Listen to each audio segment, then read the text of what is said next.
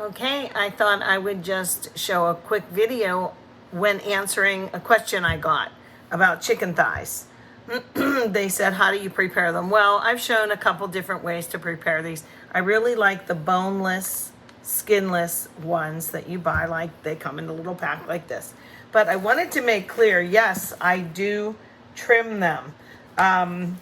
So if you open this up, it kind of looks like a weird piece of meat. But I'm telling you, this is what Chipotle and Chili's and whomever else, they use the chicken thigh. There's so much flavor in these, but I don't want all this fat. So what I do is I kind of have to like turn it a little bit like that, and then I just cut it off. Am I losing a little bit of meat? Sure, but whatever. I don't want all that. And then I go this way and just trim the best you can to get all of that off. Okay, and look at this little tiny guy. So I kind of tuck it down and then cut, and I get that off of it. So yes, I do trim these. You just heard my microwave stop. Oh, this is funny. So like I did all of these, and then I was thinking, why don't I just show it instead of typing it out, you know, just demo it like that. So there was a little bit more on this, and they're like scraggly, so just get rid of it. Okay, there we go. Oh, this is funny. The microwave just stopped. I have baked beans in there, and I didn't have bacon to put in it. So, but I always keep a little bacon fat in the refrigerator, you know, the bacon grease rather, and it solidifies it. It goes from liquid to solid in the refrigerator, of course, once it cools. So I pull this out because I usually keep them in there, and I was going to add a little bit into my baked beans just for flavor, okay? And I open this up. I just want to show you how dumb I am. And I looked at it, and it just looks like solid bacon fat, right? And then I went like this, and it was a little bit like runny. So I tasted it. Can you guess what it is? It's evaporated milk. I'm like, what if I would have poured that in my baked beans after everything that I put in there? I put onion and brown sugar and mustard and all this stuff in there. And it was like, I'm so glad I realized this is not bacon fat, Charlie. This is evaporated milk. It's exactly like 1 cup. I made something with a can, and then I just keep this in the fridge. I'll use it again. But that was the answer I got about the chicken thighs.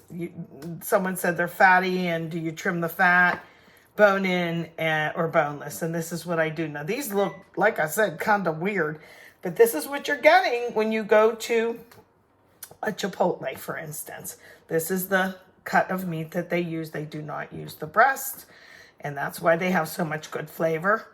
And I'll show you what I do with the, well, actually, just look up the fried chicken one with the buttermilk. In a 1 cup measure, I put a tablespoon of vinegar, and then I filled the cup up with milk, and I have that. So these two I used to make 1 equal cup. And I will literally now put the chicken in there to soak for just a couple of minutes. It doesn't take long. And then I will throw it in flour, and you will get the, I'm going to use my hands because I already did, the most crispy breading, and it's light, and it doesn't affect the chicken inside. So I'm going to let that soak for like 5 minutes or so. Then I'll do flour and fry it. It is so good like this, and it's so simple. I'm using the same bowl. Look at that. Okay, I've talked long enough. Sorry. Hey, I should have mentioned, here's my chicken in my homemade buttermilk, you know, and here is the not all-purpose flour this time, not your regular flour. This is the self-rising flour. And I was going to say, you can just use it plain, or you can add some things spice-wise to it to jazz things up if you want. This time I used this particular grub rub. We've used it on pork chops and whatnot. It was sent to me from my niece, Lexus in Texas, and her husband. So I'm putting this in, and my chicken will be flavored that. Sometimes I'll use garlic powder or garlic salt, these little chili peppers, paprika, onion powder, whatever you like. And you can spice up the flour is my point, okay? So look, I'll just do one real quick. So this has been soaking about 6-7 minutes, and I'm gonna just drip it off. Now, some people double, put it back and forth. I'm telling you, you don't need to do this, but what I like to do is really press it in, every little nook and cranny, okay? Like you'll feel when it's dry, and then you lift it up and look, and it gets like lumpy and bumpy, and that's what we really like. It's very, very crispy. I've tried to use this this method with shrimp in the air fryer, and we really didn't like it as much. It has to go in. Well, we have a cast iron skillet going with the heat right now. I should move the camera over. I'm going to put it in and then bring you over, okay? Let's see. Is it hot enough? Yeah, it's hot enough. So I'm just going to move the camera over like this. Come on over here. And there it is. I don't have it super deep in the oil. I have it on like medium high, and you will be able to tell when it's ready to turn, but your internal temperature with chicken should be like 165, so you can always use, here, my little, can you see that? Am I in the right spot? Yeah. One of these. Okay, to get the 165. You see me use those too.